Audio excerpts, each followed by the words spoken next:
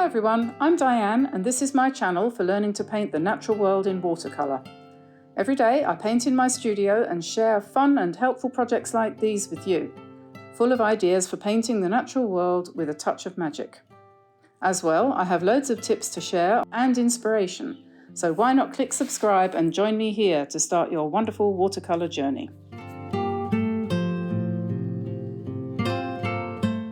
So here's a sketch I did yesterday of a tufted titmouse, which is a bird that I'm not familiar with. We don't have this one in England, but I do believe that it's a fairly common little bird in the United States and Canada, I expect.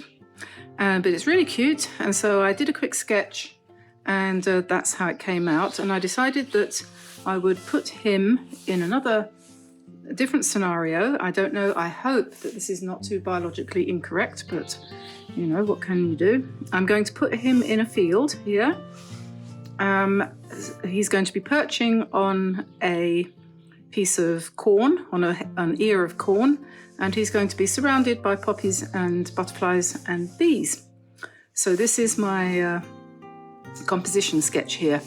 So what I'm going to do is transfer that onto a piece of stretched paper. And first I'm going to just quickly talk about the colours that I've put out here that I'm going to need. For the bird himself, I'm going to use Davy's grey and a little bit of cobalt blue, and also a little bit of Naples yellow and possibly Potter's pink in the whiter areas of his chest. You can see in this little painting that I did here, you can see that I've used the pink and the yellow there, but very, very lightly. And then the grey of his head and so on is Davy's grey. And I'm going to emphasise that a little bit with a bit more cobalt blue in the painting that I'm going to do today. And then also, because we're going to do poppies, I've got cadmium red, quinacridone gold. I think this is Hooker's green. Yes, that's Hooker's green by Schminke, which I will mix with quinacridone gold and cobalt blue to get the greens that I need for the leaves. And a little bit of black for the eye of the bird, and any other little details, like for example to darken up his plumage a little bit. So that having been said, I shall now go to my stretched piece of paper, this is a lightweight piece of paper with a light tooth. I think it's probably 90 pounds. I've stretched it onto a panel of plywood using craft adhesive backed, that is to say the sort of glue you have to wet, using tape to hold that down, which gives me a really nice stable painting surface. And this is a nice white paper as well. It's not creamy coloured because I want the white to show the colour of the poppies nice and clearly. Sometimes it's nice to paint on a creamy tone, but for poppies I think they look, well, they could look good either way, but today I feel like painting on white paper. So I'll turn you off for a second, if you don't mind. If I can deactivate you for 5 minutes while I quickly do the sketch, and I'll be back in no time at all. Have a quick cup of coffee while you wait. So there we have the sketch done now, and at this point I have to sort of make decisions about how I'm going to paint this, and whether or not to do pen and ink or whether to stick purely with watercolour. And this is interesting, but I think that for the purposes of this demonstration, since this is obviously not wanting to be too humongously long, I'm going to probably ink in the flowers and the corn and do the watercolour bird just as pure watercolour. So I will start with a number 5 brush here with the bird, and I'm just going to pick up some black and pop in his eye, because we need to give him a little bit of character. Remembering to leave a light in his eye.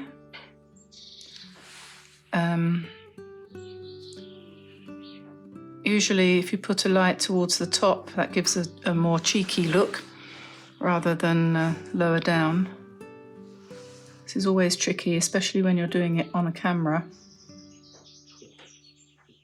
But if you do go over the light a little bit too much, you can always go in with a gel pen afterwards and just pop that back in if you've lost it. Okay, so we said we would use Davies Grey for the main part and darken that down where necessary with black, but also to add a little bit of cobalt blue to that to give it a slightly warmer tone, a little bit more blue. And he's got, from what I can see from the photos, he's got a dark area here, and I'll drop a little bit more dark colour in there in a second, but I'm just going around the outside edge there to give him his feathers. I'll put a little bit of blue in.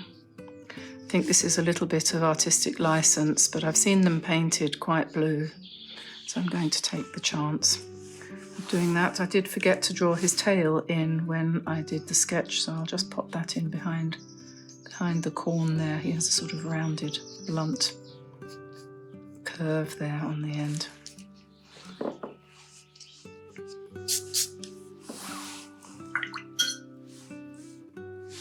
And then if we just soften the edges and let that bleed out into the body, that gives a nice effect. And we take that down a bit closer to his eye. He does have a white area there, so we won't cover that up. We'll just leave that and then just bring that down to give some shading. And we'll drop in a tiny bit of Naples yellow there, plus a tiny smidgen of Potter's pink for the shadow, and take that round there so the shadow is more yellowish on one side and more pinkish on the other side. And hopefully I can just soften that there a little bit and bring that undone. When that's dry, I'm going to darken that up. I'm not going to play with it at the moment though. And then he's got sort of dark pink legs, so we'll use a bit of black and a bit of Potter's pink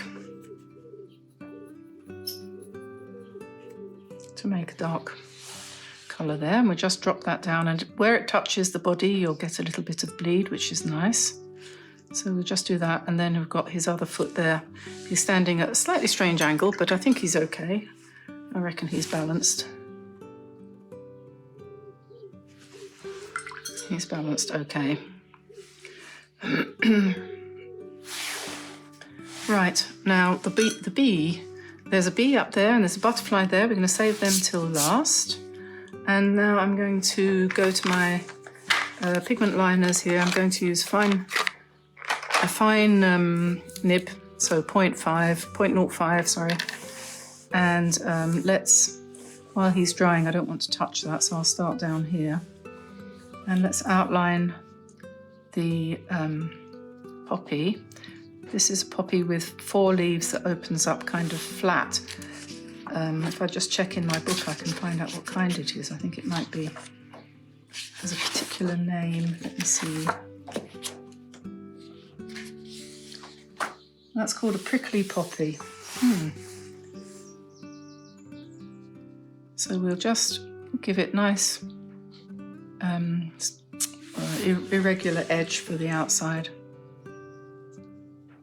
of the petals, like that.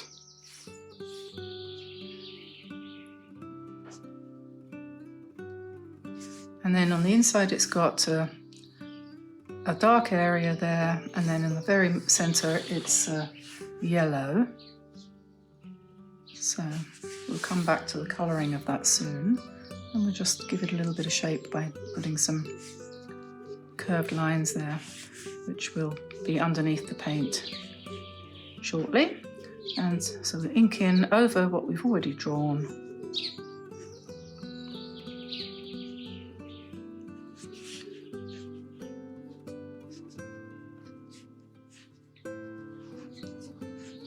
Doesn't have to be too finicky. This is attached. I did that wrong when I drew it. That should be attached to the poppy. So we do that, and it must be the seed head to this prickly poppy. So it has all these spiky bits like that. And then here we've got a yellow horned poppy, which has leaves coming out from directly underneath the flower, like that. So we'll just give that. Then we have a seed pod down here, one of those slightly alien looking things. And then we'll draw this. That one curves round like that. And then the next one curves round like that. And then you've got one at the back here, another one there, and then inside we have all the stamens like that. And then we have the ear of corn, which is very simple, although it's complex, if you see what I mean. The shapes are simple.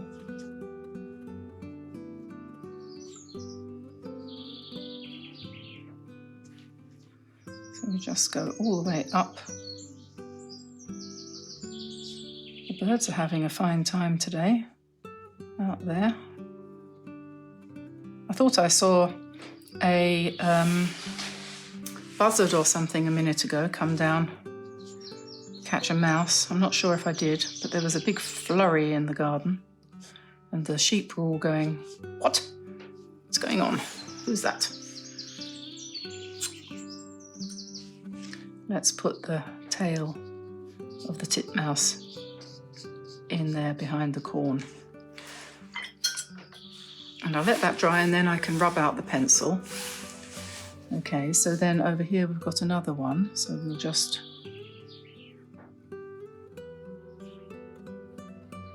draw that one in.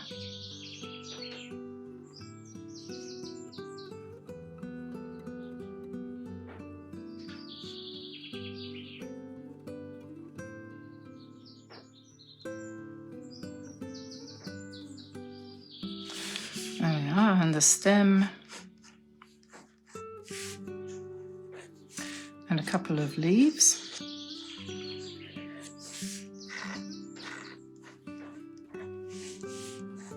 And the stem to that.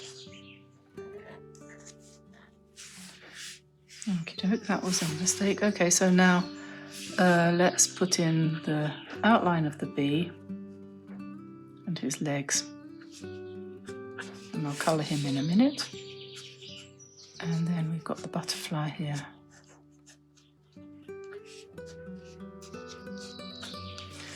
If you want this sketch, I think it will probably be on the website at some point. Okay. So let's see if I can do some erasing of some of the pencil lines, because if you don't take them out before you put the watercolour on, they do show. They won't come out from underneath. And it's one thing to have a few pencil lines on a painting, but when you've got pencil and pen, that might be a bit too much for most people. So I take those out. The good thing about this Staedtler pencil pen is that it dries quickly. And if you're doing this ink on paper, don't hesitate to go for something a bit smoother than your Archie's cold pressed 140 pound watercolour paper, 100% cotton. You don't need that. You're probably better off with just a sheet out of your sketchbook. If you get a good quality sketchbook like the Etcher ones, link in the description below, you'll be able to do watercolour on that. You don't need to take out a second mortgage in order to be able to paint. I can't remember the last time I painted on Archie's watercolour paper. I haven't got that amount of money. Okay, so that's better. That is better. Now, a nice thing to do when you're doing this kind of painting, if you really want the bird to stand out, you don't necessarily want to colour every element. You know, he's looking quite pretty there, isn't he, in his very simple finery there. He's not, but he's not very, you know, bright. So if you surrounded him with all sorts of bright colours, he would disappear into the background, wouldn't he? So we don't want to do that. So we might just leave this inked with just a tiny bit, a very tiny bit of colour. So we'll pop in his beak, and I might make his legs, put some shadow there, and his toenails, and then maybe darken up this, because he has a little bit of darkness underneath and above his beak, like that.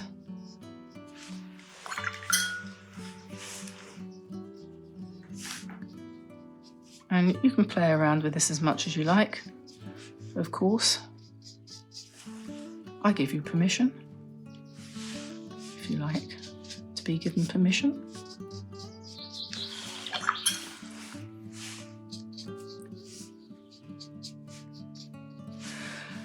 Okay, so let's put a tiny bit of Naples yellow for the corn and make it a little bit darker and a little bit greener in the stems.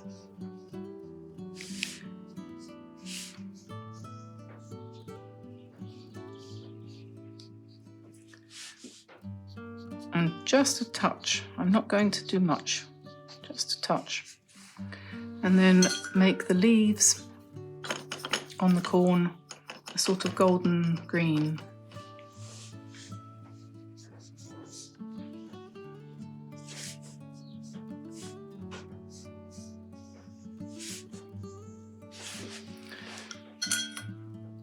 Okay, so then with this poppy, it's got, like I said, it's got a sort of greenish gold in the centre. So we'll call that quinacridone gold, put that there. And then it's got blue,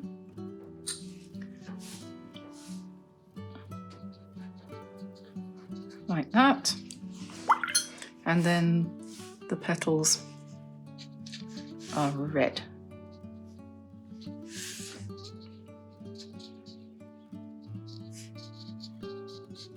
And it doesn't matter if you touch, in fact you probably should, the blue a little bit just to make it blend. And then we want some green leaves, so we'll take the hooker's green and a bit of quinacridone gold.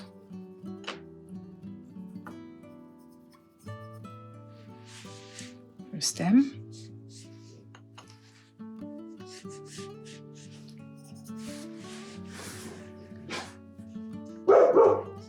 And we're relying on our pen and ink for the basic shape of the leaves.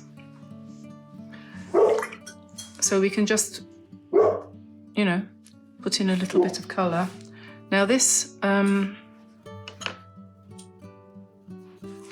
this thingy here is greenish, a seed head, greenish brown type thing. So we'll just do it like that. And bring down the stalk. And then we're back to another poppy over here. So we'll pop in the stem. Another leaf down here. And this poppy, in my reference materials, is actually yellow. So we'll go for pure quinacridone gold. It's got a yellow centre as well, which makes it easier. We're just going to do it pale around the outside, and there where it's in the shadow a little bit darker, and then we'll drop in some really intense gold in the middle there like that, and then we'll let that bleed a bit. Then back to the leaves, which are going to be green with a nice golden reflection in them from the flower. There we are. Now I'm looking at my poppy, the red one, and that's bled out a bit. So we'll just put some more red in there. And the outside perhaps mostly. And that's the one bright element. It needs a little bit of black here.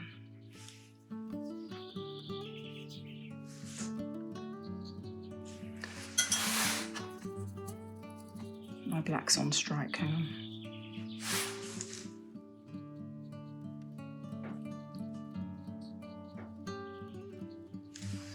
Oh, I'm not going to do more than that. Oh, while I've got black, we will visit the bee. Okay, I always have to count here. 1, 2, 3. And then come back with the yellow. Oops, that's a bit wet. There we are. I won't forget the wings.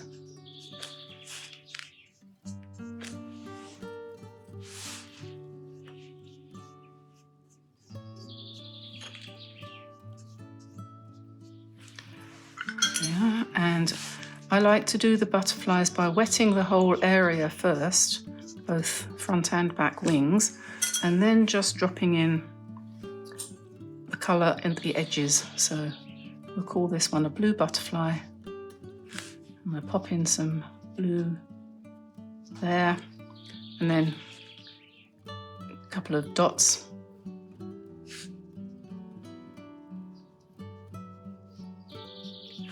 And then if you just go in with quite thick blue for the centre, that makes it look quite harmonious.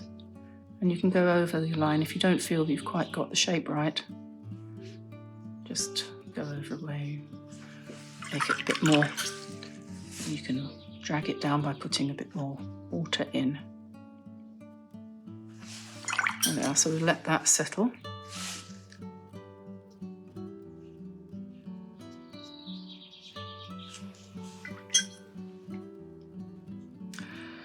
Okay, and the seed head for the poppy down here is on the brown side with a bit of green.